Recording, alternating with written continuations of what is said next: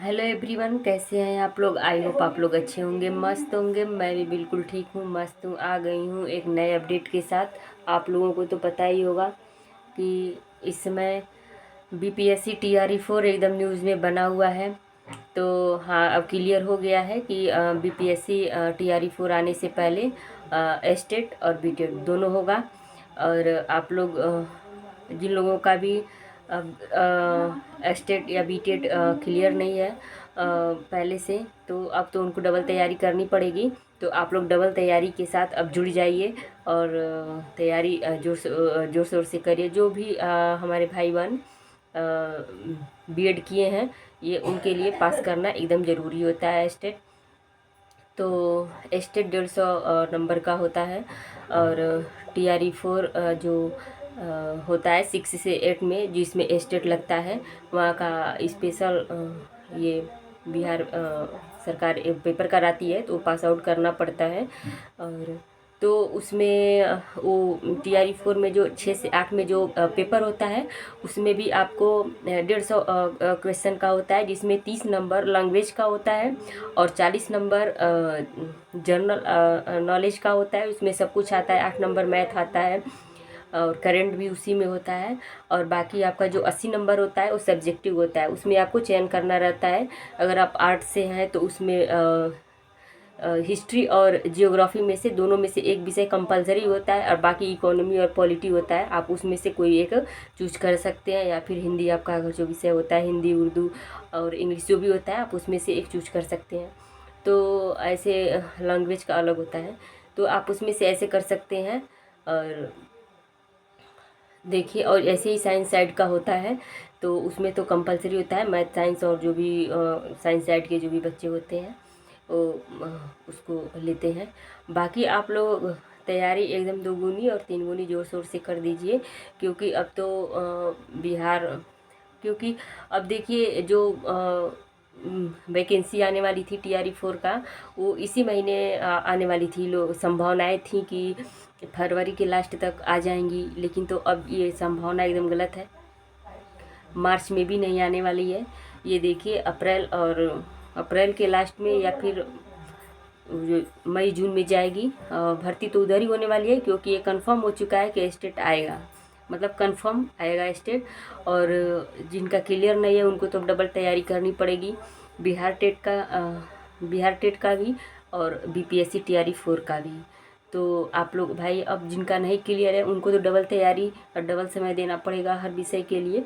तो आप लोग निश्चिंत होकर के और तैयारी करिए और दीजिए भाई। नौकरी पाना है तो संघर्ष तो जीवन में एकदम ज़रूरी है, करना ही पड़ेगा। और संघर्ष से पीछे नहीं हटना है। यही टाइम है, यही पीरियड है कुछ करने का और कर दिखाने का, अपने आप को प्रूफ कर लेने का, समाज में अपना एक अलग पहचान बना लेने का। तो कोई भी पीछे नहीं हटेगा। और पढ़ना है तो बस पढ़ना है और कुछ नहीं। हम लड़कियों को तो विशेष रूप से पढ़ना बहुत कंपलसरी है, नहीं तो वही जो पैदाइशी जो नौकरी हम लोगों की लिख जाती है ना, कि चूल्हा चौका झाड़ू बर्तन, तो वो तो हम लोग को जन्मजात मिल ही जाती है। तो उससे भी हट के अगर हमें अपनी समाज में एक अलग पहचान बनानी है, तो दिन रात मेहनत तो करना ही पड़ेगा, वो सब भी करना पड़ेगा। और इसके बाद अपना नाम भी अलग से कमाने के लिए कुछ ना कुछ तो करना पड़ेगा, पढ़ना तो पड़ेगा भाई। किसी भी तरह से जो कोई भी लड़की अगर ऐसा सोचती है तो उसे तो पढ़ना तो पड़ेगा। तो आप लोग पढ़िए, सबसे लड़िए, किसी से वो नहीं है। यहाँ ज़िंदगी बनाई जा रही है। ऐसे आप सबका दिन भर कहना करते रहिए ना, सब लोग खुश हैं, लेकिन किसी का मना कर दीजिए ना तो लोग सीधे मुंह बात नहीं करते हैं। पढ़ने के लिए आपको कोई कहने वाला नहीं है कि जाओ पढ़ लो अपने लिए, नहीं, आपको खुद ही पढ़ना है। अगर आप लड़की हैं ना तो आप खुद जाइए पढ़िए, न तो आपको कोई कहने वाला है कि जाओ पढ़ लो, तुम्हारा पेपर आ गया है। ऐसा कोई कुछ बोलने वाला नहीं है, ना होता है। तो आप लोग प्लीज़ अपने बारे में खुद सोचिए, किसी के कहने की ज़रूरत नहीं है। हम खुद अपने बारे में एक्टिव हैं, मोटिवेट हैं। बाकी हम मोटिवेशनल वीडियो बनाते हैं, आप लोग मुझे वहाँ शॉर्ट वीडियो में आप लोग देखिए, मुझे मोटिवेट रहिए, बस डिमोटिवेट नहीं होना है। किसी को भी पढ़ाई करना है, अपनी अलग पहचान बनानी है, न पिता के भरोसे रहना है, न पति के भरोसे रहना है। हमें अपनी अलग पहचान बनानी है, हम अपने नाम से जाने जाएंगे, हमें किसी के नाम की सरनेम की ज़रूरत नहीं है। ठीक है, तो आप लोग केयरफुली बस पढ़ाई करिए, और शिक्षा ही मात्र एक रास्ता है जिसके द्वारा हम अपना पहचान बना सकते हैं समाज में एक अलग।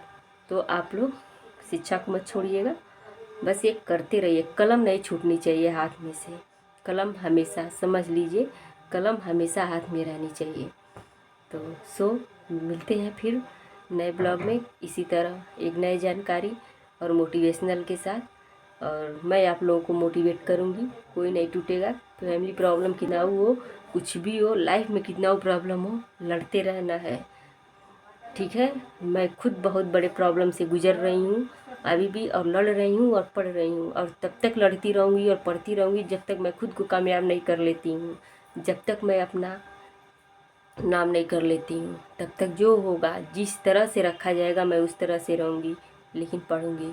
आप लोगों को भी यही करना है, जितने भी फीमेल्स हैं, करना है और लड़ना है, बस अपने आप को कामयाब करना है। मिलते हैं फिर नए ब्लॉग में, चैनल को मेरे सब्सक्राइब कर लीजिए। मिलते हैं फिर नए ब्लॉग में, तब तक के लिए बाय बाय।